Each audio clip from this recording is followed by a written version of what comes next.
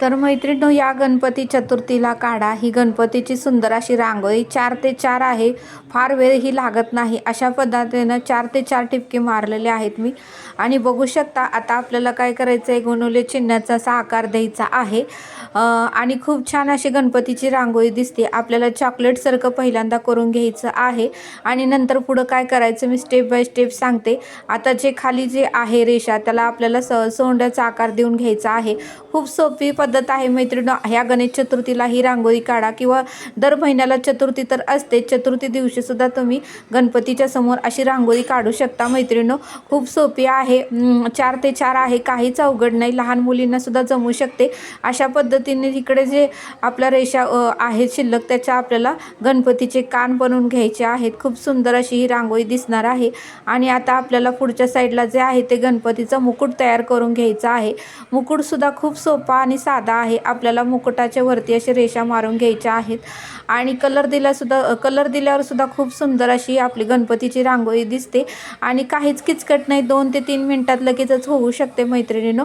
आणि काहीच अवघड नाही. तुम्हाला सुद्धा एकदा जमलं तर लगेचच तुम्हाला जमू शकेल. तर अशा पद्धतीने आपण गणपतीची रांगोळी गणेश चतुर्थीला किंवा गणपतीची चतुर्थी असतेच महिन्याला, त्याला सुद्धा आपण ही रांगोळी काढू शकतो.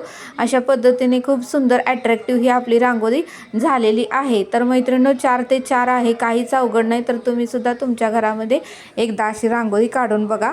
आता आपल्याला काय करायचं आहे, जे जागा आहे चॉकलेटच्या आकारामध्ये केलं आहे त्याच्यामध्ये आपल्याला गणपतीचे डोळे काढून घ्यायचे आहेत आणि वरती जे आहे ते पापणी काढून घेतलेली आहे. अशा पद्धतीने आपल्याला गणपतीचे पूर्णपणे रांगोळी अशी काढून घ्यायची आहे. आणि आपल्याला मध्ये जे आपण केलेलं आहे त्याला सुद्धा आपण कलर लावू शकतो. जो आपण गंध लावलेला आहे त्याला मध्ये असं ओम असं काढू शकतो आणि परत सोंडेला आपण थोडंसं अशी रेषा देऊ शकतो. खूप अट्रॅक्टिव्ह आणि छान ही रांगोळी दिसते. तर एकदा तुम्ही काढून नक्की बघा मैत्रिणींनो. खूप छान असं ही रांगोळी अट्रॅक्टिव्ह दिसते. कलर भरल्यावर सुद्धा खूप छान दिसते मैत्रिणींनो. तर हा व्हिडिओ कसा वाटला मला नक्की कमेंट करून सांगा. आवडल्यास लाईक, शेअर आणि सबस्क्राईब करा. सबस्क्राईब केलं म्हणजे माझे व्हिडिओचे नोटिफिकेशन तुमच्याकडे येतील. अशा पद्धतीने आता आपल्याला कलर द्यायचा आहे. तुमच्या घरामध्ये जो कलर आहे तुम्हाला जो आवडतो तो तुम्ही देऊ शकता. आता इथे मी पिंक कलर म्हणजे गुलाबी कलर देत आहे. अशा पद्धतीने वरती मुकुटाला सुद्धा आपल्याला येलो कलर देऊन घ्यायचा आहे आणि खूप छान अशी आपली रांगोळी गणपतीची दिसत आहे.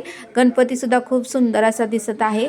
तर अशा पद्धतीने तुमच्या घरामध्ये चतुर्थी असल्यावर किंवा एरवी गणपतीचं कुठलाही पूजा वगैरे असलं तर तुम्ही अशा पद्धतीची रांगोळी काढू शकता.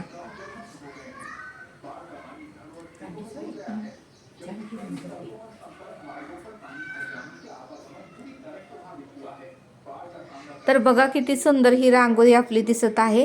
अशा पद्धतीने तुम्ही गणपती चतुर्थीला वगैरे काढू शकता. बघा कलर दिल्यावर पण खूप अट्रॅक्टिव्ह आणि सुंदर आपली ही रांगोळी दिसते. फार वेळ पण लागत नाही, काही किचकट पण नाही. खूप सोपी साधी पद्धत आहे.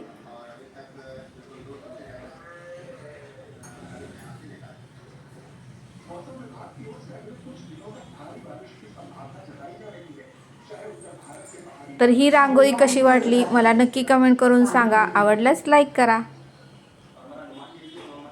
भेटूया आपण अशाच एका नवीन व्हिडिओमध्ये.